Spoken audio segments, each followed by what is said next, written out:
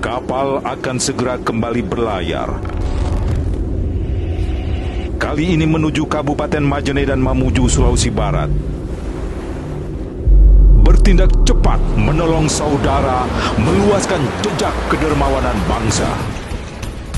Selepas mengirim ribuan ton pangan dan bantuan logistik untuk Lombok, Palu, Papua sampai penjuru Indonesia,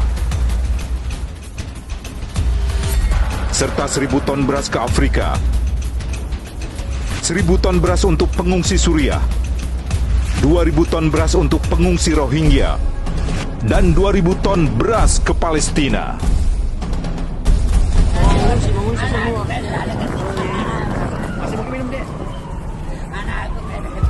Karena kini Sulawesi Barat sangat membutuhkan kita, saatnya kirimkan kembali kapal kemanusiaan, bukti kepedulian untuk sebangsa bersama aksi cepat tanggap. Bergerak bersama, selamatkan bangsa.